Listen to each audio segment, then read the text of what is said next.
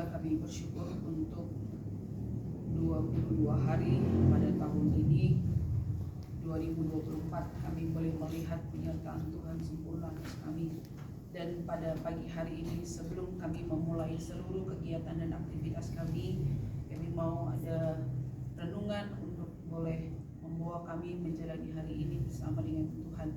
Berkati hamba-Mu, berkati kami semua dalam nama Yesus. Amin. Amin.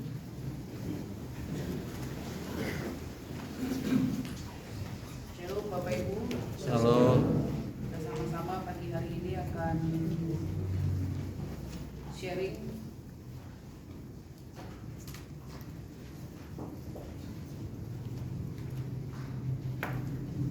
baca satu bagian firman Tuhan dari Kejadian 1 ayat 26, 27, 28.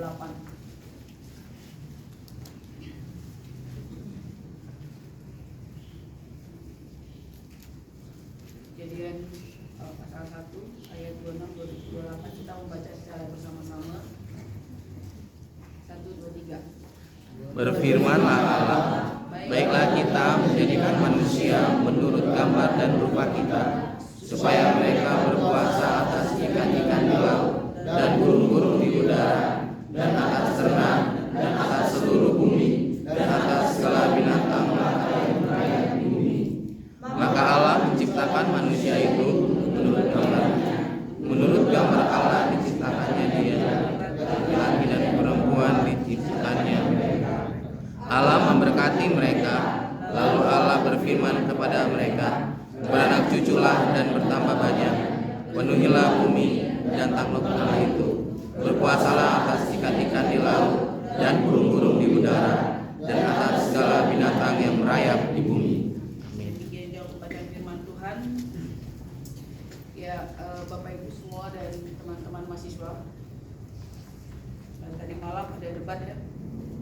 Cawapres, dan masih menjadi perbincangan untuk kita semua, bukan kita ya, tapi di media sosial, artinya di seluruh Indonesia. Ada satu tema yang menarik, salah satunya adalah tentang apa itu? Apa? Topik pembahasan tadi malam. Ada tentang energi, ya, ada tentang ekologi atau lingkungan hidup. Nah, salah satu yang saya mau share hari ini adalah tentang ekoteologi. Apa sih ekoteologi? Silakan saya tulis.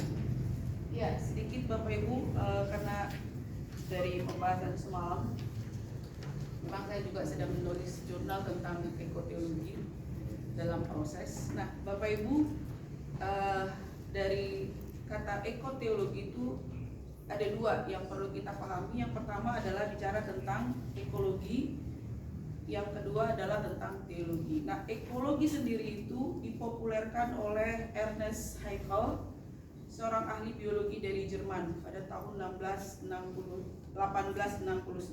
Jadi beliau yang mempopulerkan arti kata ekologi itu sendiri. Nah, apa itu ekologi? Nanti bisa baca. Banyak sekarang buku ekologi terbitan para teologi, para ahli teolog, bukan hanya ahli ilmu sekuler yang membahas tentang ekologi, tapi juga banyak buku-buku yang membahas tentang ekologi dalam perspektif teologi. Nah, ekologi sendiri itu adalah dari bahasa Yunani ya, oikos, karena ada dua kata, oikos dan logos. Nah, apa itu oikos? Itu adalah bicara tentang rumah atau tempat tinggal. Secara sederhana bahwa ekologi itu adalah tentang rumah atau tempat tinggal seorang makhluk atau makhluk. Nah, kalau logos itu ilmu ya, atau pengetahuan. Maka secara sederhana Bapak Ibu, bahwa apa yang dimaksudkan dengan ekologi itu adalah ilmu yang mempelajari interaksi makhluk hidup dengan lingkungannya. Ya, salah satunya saya ambil adalah dari pengantar ekologi yang ditulis oleh Kartawinata dan kawan-kawan. Dan banyak buku yang menerjemahkan yang lain. Sederhananya adalah ilmu yang mempelajari tentang lingkungan hidup di mana makhluk hidup itu berada. Lalu apa hubungannya tentang ekologi dan teologi? Apa hubungannya? Nah, kita harus melihat dari perspektif teologi atau Alkitab. Nah, secara teologi berarti kita paham bahwa alam semesta ini dalam kitab Kejadian kita sudah bisa tahu dengan jelas hari pertama, hari kedua sampai hari ketujuh. Artinya terciptanya alam semesta ini dengan segala isinya itu diciptakan oleh Allah. Ditata sedemikian rupa. Ya. Nah, itu yang kita pahami secara teologi ya. Ekologi atau bicara tentang lingkungan hidup itu luas sekali, bicara tentang alam semesta yang diciptakan oleh Allah dengan sangat baik dan sempurna. Lalu yang kedua juga adalah berbicara tentang bagaimana Allah membuat alam ini dengan teratur, ya, dengan rapi, dengan semua sungguh sangat baik. Itu yang dikatakan dalam Alkitab. Kalau kita membaca Kejadian 1, bahwa segala yang diciptakan Allah itu baik adanya dan excellent, bahkan lebih dari excellent, sempurna. Itu yang kita pahami. Jadi hubungan ekologi dengan teologi itu adalah tidak bisa dipisahkan. Karena alam ini ada karena Allah yang menciptakan, Allah yang mendesain sedemikian rupa. Lalu ekoteologi adalah apa itu ekoteologi? Tadi saya sudah baca dan kita sudah baca juga. Yang pertama adalah bahwa berbicara secara teologi ya, bagaimana antara alam, manusia dan Allah memiliki kerjasama. Artinya kalau dalam pembacaan kita tadi, Allah sudah menciptakan alam ini dengan sebegitu baik dan sempurnanya. Kemudian Allah memberikan mandat dan tanggung jawab itu diberikan kepada manusia. Artinya bahwa yang pertama dalam pembacaan kita tadi, Kejadian 1 ayat 26 dan 28, secara teologi kita bisa pahami bagaimana Allah dan karya-karyanya. Makanya kalau kita baca Mazmur 19 ya, Cakrawala menceritakan kemuliaannya, ciptaan Allah atas alam semesta ini menggambarkan bagaimana otoritas kuasa Allah mendesain segala sesuatunya.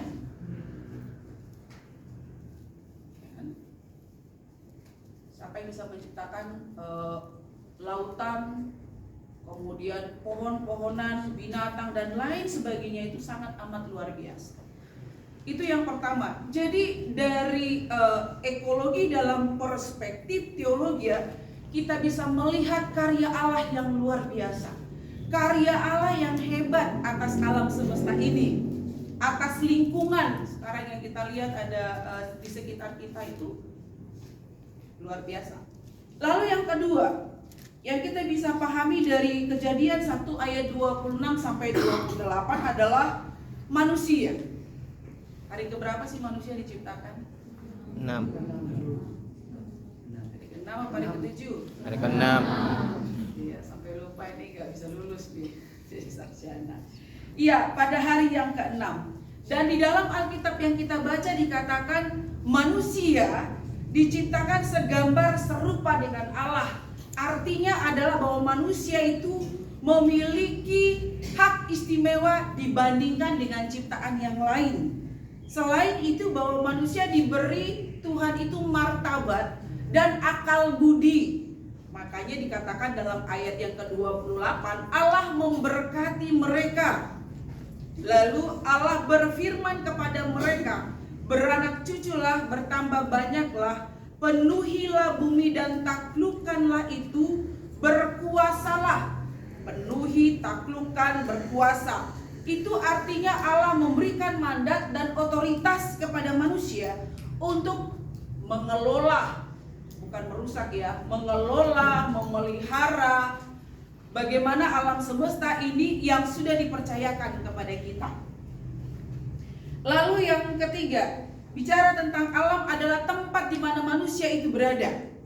Sehingga di mana kita yang tinggal di bumi atau yang tinggal di alam semesta ini telah diberikan satu tempat yang sangat sempurna. Apapun yang dibutuhkan oleh manusia itu ada. Mau makan apa? Makan babi ada, ya kan?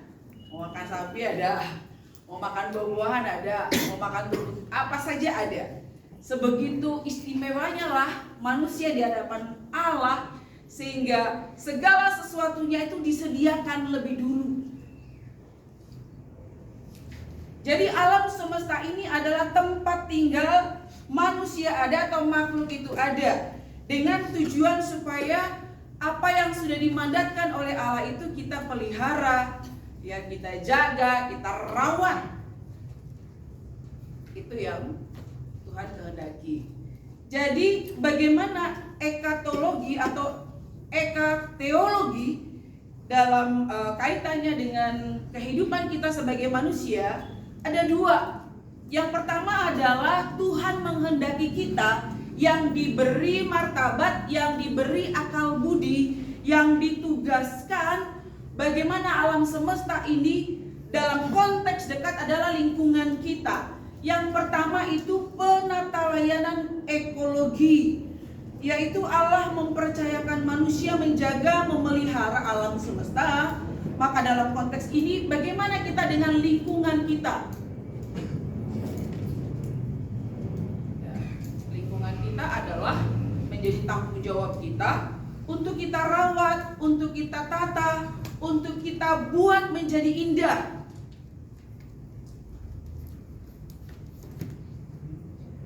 Ada yang pernah ke kampus kami nggak di I3 Batu Malang? Di sini.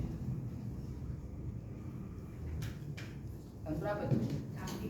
Tahun 45.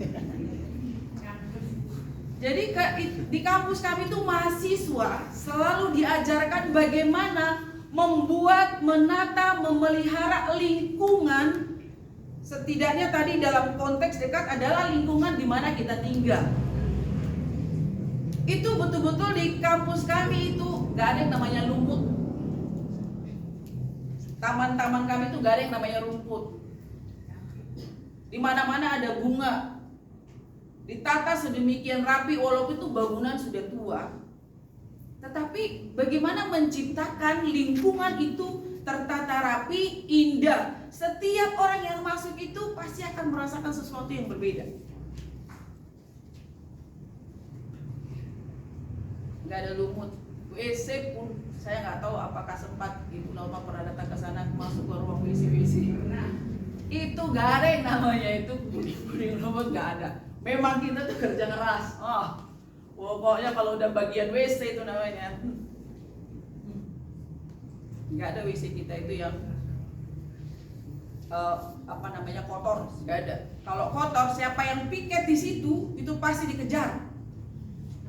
Kalau nggak bersih, kamu harus sampai kasih bersih, nggak tidur siang, Pak. Ibarat kalau dosen kami bilang itu harus bisa berkaca di situ. Nah, ini adalah implementasinya atau bagaimana kita bisa memahami tentang pengajaran Alkitab mengenai ekologi atau lingkungan hidup. Kita yang diberi martabat dan akal budi, dan bagaimana kita hadir sebagai orang yang percaya melihat lingkungan kita. Mau semen kek, mau batu di kampus kamu itu disikat habis.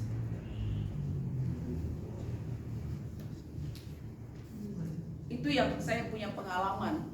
Bagaimana tentang ekologi dalam perspektif teologi ya, lalu diterjemahkan dalam kehidupan kita sebagai orang percaya, menyayangi lingkungan, memelihara lingkungan, menjaga lingkungan, dan menatanya sedemikian rupa. Jadi kita tinggal di situ sehat, tinggal di situ kita nyaman, tinggal di situ kita enak karena lingkungan kita. Ini yang ditugaskan kepada kita dalam konteks dekat, di mana kita tinggal, di mana kita berada, menjaga lingkungan hidup kita. Makanya kantor Bu Jelita tuh walaupun seuprit ya kecil, itu pengen sebenarnya bikin rumah, bikin apa gitu. Jelalatan aja kemana-mana. Gitu ya. Jadi ini yang perlu kita, saya juga bertobat juga ya. Maksudnya tadi malam itu salah satu pastor bilang ya, tobat ekologi. Ya kan? Kalau kita lihat atau merujuk kepada Kejadian 3, memang manusia itu sudah jatuh dalam dosa. Nah, begitu manusia jatuh dalam dosa, memang akhirnya juga mengalami dampak kepada kerusakan alam. Ya, kita mengeksploitasi, kita tidak memelihara, kita tidak menjaganya. Ya, kita menentang apa yang sudah Tuhan percayakan. Berkuasa bukan berarti merusak, begitu ya. Mengambil yang bukan haknya kita, tapi adalah berkuasa artinya bahwa kita itu harus menjaga, membuat lingkungan kita itu sehat dan baik dan berguna buat kita dan orang lain. Termasuk juga kamar. Dampaknya begitu ya. Lingkungan kamar kita itu harus bersih. Saya cerita sama Lili karena saya sering jadi teman ngobrol. Di kampus kami itu kalau mahasiswa sudah kuliah itu semua ibu asrama, P3, pokoknya staf-staf yang berkaitan dengan tentang mahasiswa itu turun operasi. Begitu pulang kuliah, ada catatan tuh di atas tempat tidur,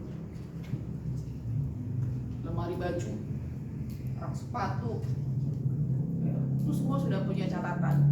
Nanti jam 2 tolong menghadap ibu asrama. Dibilang menghadap ibu asrama, kita itu udah gemetar-gemetar begini. Tuhan, ada apaan gitu ya.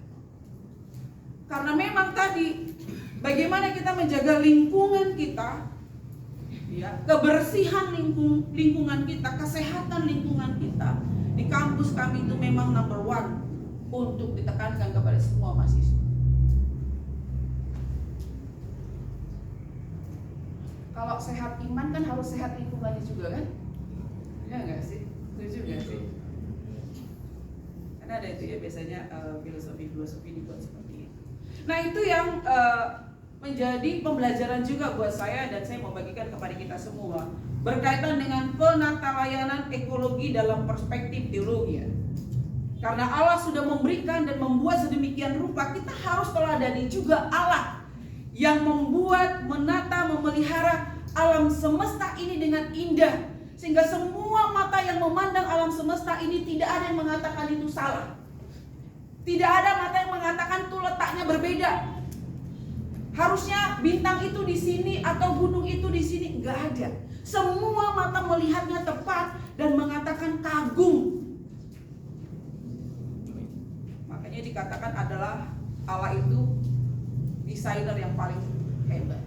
Jadi kalau Allah sudah memberikan teladan, karena itulah kepada kita dimandatkan hal yang sama, penata layanan ekologi atau lingkungan di mana kita tinggal itu menjadi perhatian kita supaya kita juga di dalamnya apa? Nyaman, sehat. Sepakat? Makanya kalau piket tuh jangan asal-asalan. Benar gak sih? Kalau disuruh bersihkan WC, bersihkan yang benar.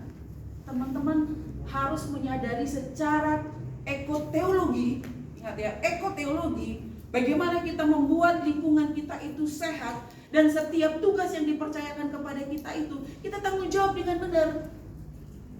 Jadi jangan hanya menghabiskan waktu, ini kalian kerja praktis setengah jam habis, yang penting selesai. Kadang-kadang saya panggil tuh, yang piket di situ siapa sih? Saya cari-cari. Betul-betul kita penuh tanggung jawab mengerjakan. Kita harus sadar itu karena kita makhluk bermartabat dan punya akal budi. Cinta kebersihan, cinta kerapian itu adalah implementasi dari yang namanya ekoteologi. Harap nanti ada mahasiswa yang punya skripsi tentang ini. Itu bagus banget. Nanti jangan Bu, judul skripsi apa sih Bu? Padahal banyak banget yang bisa dibahas. Ya kan? Bagaimana ekologi dalam perspektif teologi, implikasinya bagi apa? lingkungan hijau di SDT IKSN, bisa juga kan? Itu yang sama-sama perlu kita pahami bersama ya. Artinya ekoteologi yang pertama itu adalah penata layanan lingkungan di mana kita tinggal. Yang kedua adalah pelestarian lingkungan hidup, melek ekologi namanya. Apa itu pelestarian? Sampah tidak dibuang dengan sembarangan, ya kan? Yang bersih dan yang kotor tidak boleh digabung. Makanya kalau sekali lagi saya selalu memberikan dapat contoh dari kampus karena saya pernah hidup 6 tahun di sana sebagai mahasiswa. Sama dong. Ya kan? Karena di sana S1 tuh 6 tahun loh. Saya di UI, ibu di sana. Ya kan? Jadi lemari itu dicek pakaian bersih dengan pakaian kotor ada enggak? Mahasiswa yang malas tuh kadang pakaian bersih dan pakaian kotor digabung jadi satu. Bro. Sudah itu ditambah makanan lagi. Udah pakaian kotor, pakaian bersih, karena takut makanannya dilihat temennya, dimasukkan dalam lemari. Jadi satu. Terakhir ada kecoa, semut. Di mana itu? Di sana tuh. Di sana. Nah, itu adalah termasuk bagaimana kita melestarikan lingkungan yang paling dekat dengan kita ya, kamar tadi. Itu lingkungan di mana kita ada. Kita lestarikan. Jadi sudah tahu di mana mahasiswa yang lemarinya campur aduk. Makanan, pakaian kotor, pakaian bersih. Pasti dapat. Tidak akan mungkin lolos kalau di kampus kami.